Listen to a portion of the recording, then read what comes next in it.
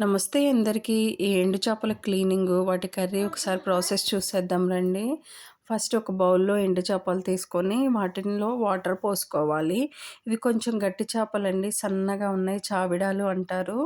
So, అందులో water పోసేసుకొని ఒక 10 minutes అలా ఉంచేసుకొని, నైఫ్ తీసుకొని అలా గీరేసుకోవాలి. గీరేసుకున్న తర్వాత మళ్ళా సాల్ట్ వేసుకొని బౌల్‌లో వేసుకొని అలా తిప్పుకోండి. తిప్పుకున్న తర్వాత వాటర్ అలా పోసుకొని ఒక 4, 5 సార్లు కడుక్కోండి.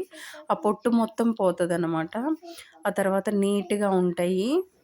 అలా చూయించే విధంగా క్లీన్ చేసుకోవడమేనా ఒక 4, 5 టైమ్స్. ఇవి చావిడాలు కాబట్టి ప్రాసెస్ వర్కౌట్ అవుతుంది. కొంచెం మెత్తగా ఉండే ఫిష్ అయితే వెంటనే వాటర్ పోసేసుకొని వెంటనే కడుక్కోవాలి. నేను ఒక 5, 10 మినిట్స్ అలా నాననిచ్చుకొని క్లీన్ చేసుకున్నానిక్కడ. ఇప్పుడొచ్చేటప్పటికి దోసకాయ, ఎండు చేపల కూర కాబట్టి ఒక దోసకాయ తీసుకున్నాను. ఒక ఉల్లిపాయ, 2 పచ్చిమిరపకాయలు, ఒక 6 టొమాటోస్ తీసుకున్నాను.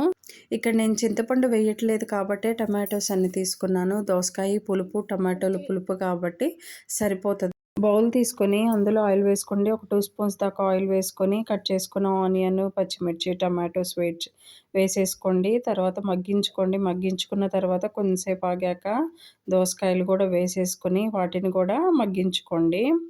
తర్వాత పసుపు, ఉప్పు ఇక్కడ మీరు చూసుకొని వేసుకోవాలి. ఎందుకంటే అవి ఎండు చేపలు, వాటికి ఆల్రెడీ కొంచెం లైట్‌గా ఉప్పు పట్టిచ్చేసి ఎండబెడతారు కాబట్టి ఉప్పు చూసుకొని వేసుకోండి. నేనైతే ఒక స్పూన్ వేసుకున్నాను. కారం కొంచెం ఎక్కువే పడతది. ఎందుకంటే 2 పుల్లగా ఉన్నాయి కాబట్టి దోసకాయ, టమాటాలు కారం చూసుకొని వేసుకోండి.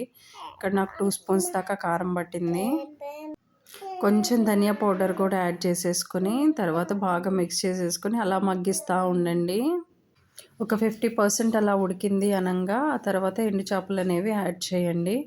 యాడ్ చేసుకొని చూసుకొని నిదానంగా తిప్పుకుంటా ఉండండి. తిప్పుతూ ఉంటే అవి మగ్గిపోతాయి కాబట్టి కొంచెం ఫాస్ట్‌గా తిప్పకుండా ముక్కకు తగలకుండా నిదానంగా తిప్పుకుంటా ఉండండి.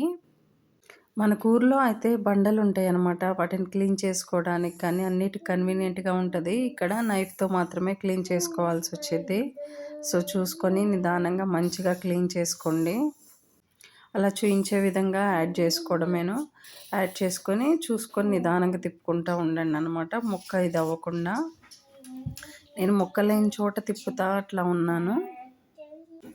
ఇంకా కూర మొత్తం దగ్గరకొచ్చేసాక దించేసుకోండి.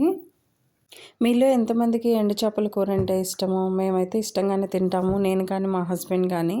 మా పిల్లలు తినరండి. ఆ స్మెల్ నచ్చక. అలాగే చాలామంది తినరనుకుంటా. ఆ స్మెల్ అనేది పడదు కదా! సో, ఉడికాక అలా ఉంది. కర్రీ చాలా టేస్టీగా ఉంది. మీకు కూడా నచ్చినట్లయితే ఇలా ఒకసారి ట్రై చేసి చూడండి. అలాగే లైక్ చేయండి, షేర్ చేయండి, కమెంట్ చేయండి. Thank you for